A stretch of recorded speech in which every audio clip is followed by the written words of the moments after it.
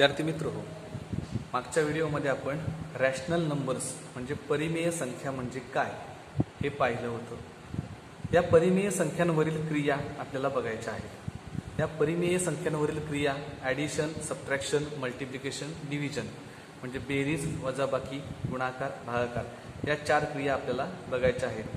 या 4 क्रिया बघताना आपण या अगोदर जे काही शिकलोय त्याचा वापर करून आपण या क्रियांचा अभ्यास करणार आहोत। या अगोदर आपण अपूर्णांकांची बेरीज, वजाबाकी, गुणाकार, भागाकार हे आपण शिकलेलं आहे। त्यातीलच भाग बराचसा या क्रियांमध्ये आपल्याला दिसून येईल। या ठिकाणी ॲडिशन, सबट्रॅक्शन, मल्टिप्लिकेशन, डिव्हिजन या 4 क्रिया शिकताना मी 2 उदाहरणे घेतलेली आहेत। त्याच्यामध्ये पहिल्यांदा घेतले ॲडिशन ऑफ रॅशनल नंबर्स म्हणजे परिमेय संख्यांची बेरीज। तर बेरीज आणि वजाबाकी या दोनही क्रिया जवळपास सारख्या आहेत, फक्त ज्या ठिकाणी बेरीज असेल त्या ठिकाणी फक्त अंशांची बेरीज करावी लागते आणि वजाबाकी असेल त्या ठिकाणी फक्त वजाबाकी करावी लागते, एवढाच त्याच्यामध्ये फरक आहे। तर त्यासाठी मी बेरीज ही क्रिया आधी घेतलेली आहे। तर बेरीज कशी करायची हे बघूया। आपण परिमेय संख्या घेताना अंश आणि छेद या स्वरूपात देखील असते, पण मुद्दाम मी इथे पूर्णांकयुक्त अपूर्णांक मिक्स नंबर घेतलाय, कारण त्याचं रूपांतर नंतर पूर्ण अंश आणि छेद या स्वरूपामध्ये होत असतं। म्हणून आपण हे उदाहरण सोडवण्यास सुरुवात करूया। पहिल्यांदा आपण काय करतोय, या पूर्णांकयुक्त अपूर्णांकाचं रूपांतर अंशाधिक अपूर्णांकामध्ये करतोय। कन्व्हर्टिंग अ mix number into improper fraction हे आपण या अगोदर शिकलेलो आहे। हे कसं करायचं, तर छेदाने पूर्णांकाला गुणायचं आणि त्याच्यामध्ये अंश मिळवायचा। So here is 3 into 1 plus 2, 3 गुणिले 1 अधिक 2 म्हणजे 3 गुणिले 1 अधिक 2 आणि छेद मात्र 2, 3 तसाच राहील। त्याच्यामध्ये पुढे अधिकचं चिन्ह तसंच येईल। 5 मल्टिप्लाइड बाय 2 प्लस 4,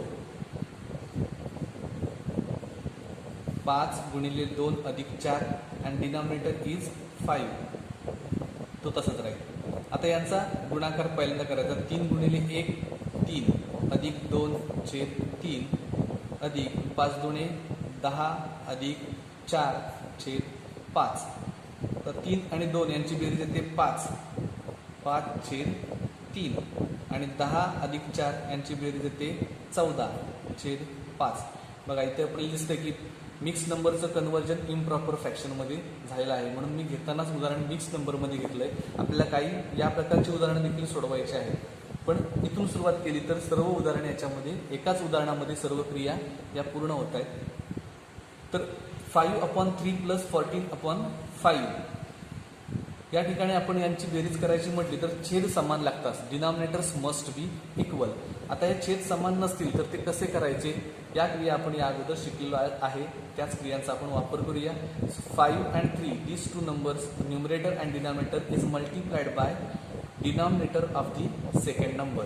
अंश आणि छेद याला दुसऱ्याच्या छेदाने गुणायचं। सो 5 इंटू 5/3 इंटू 5, 5/3 ला 5 ने गुणला आपण, अंशाला पण 5 ने गुणलं आणि छेदाला पण 5 ने गुणलं। तसंच या अंशाला आणि छेदाला इकडच्या छेदाने गुणायचं। 14 गुणिले 3 छेद 5 गुणिले 3 म्हणजे 5×5 25, 3×5 15 अधिक 14 त्रिक 42 आणि 5 त्रिक 15। सो 25/15 प्लस 42/15 अशा प्रकारचे 2 अपूर्णांक आपल्याला मिळाले। छेद समान झालेत त्यामुळे आपण इथं अंशांची बेरीज करायची।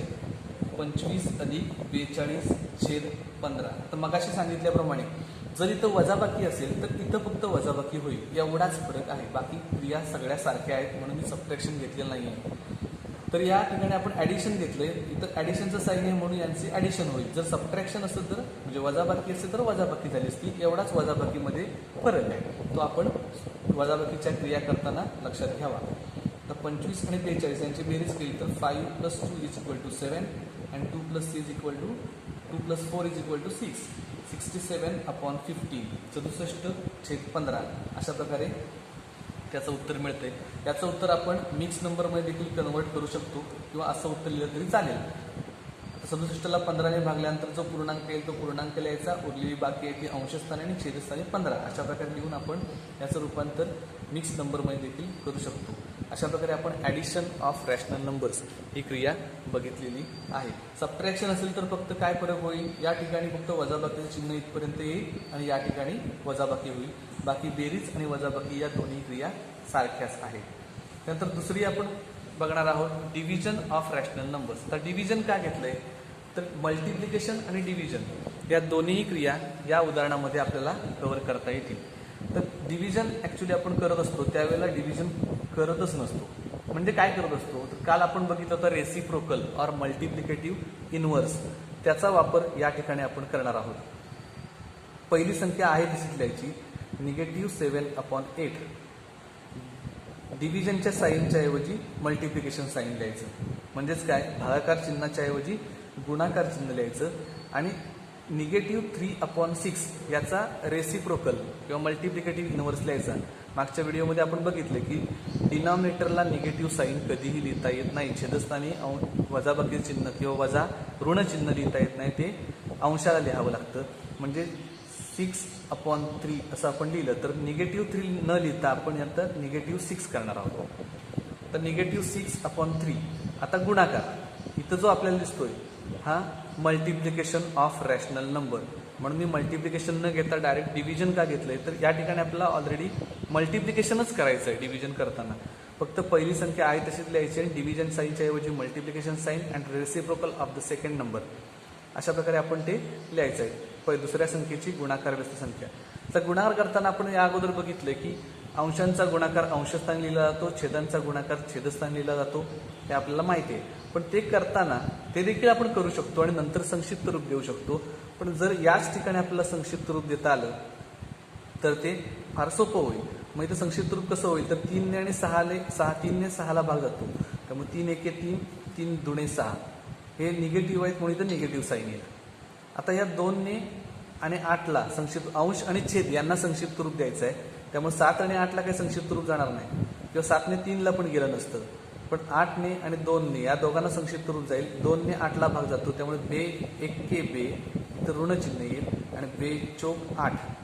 आता काय शिल्लक राहिलं अंशस्थानी, -7 इंटू -1, -7 इंटू -1, ऋण 7 गुणिले ऋण 1 छेद 4 गुणिले 1. आता 1नेच गुणलंय, पण इथं -7 इंटू -1 दोन्ही संख्या ऋण आहेत, त्यामुळे त्यांचं प्रोडक्ट किंवा त्यांचा गुणाकार हा धन येणार.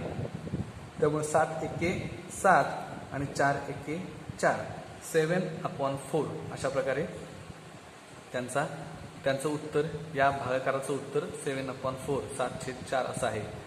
मुद्दाम पुन्हा एकदा सांगतो की डिव्हिजन मध्येच आपल्याला मल्टिप्लिकेशन शिकायला मिळतंय आणि त्यामुळं मल्टिप्लिकेशन आणि डिव्हिजन या दोन्ही क्रिया या एकाच उदाहरणामध्ये आपल्याला शिकायला मिळतील. आणि त्याचबरोबर ॲडिशन आणि सबट्रॅक्शन या दोन्ही क्रिया याच ठिकाणी बघायला मिळतात, फक्त इथं सबट्रॅक्शन होईल.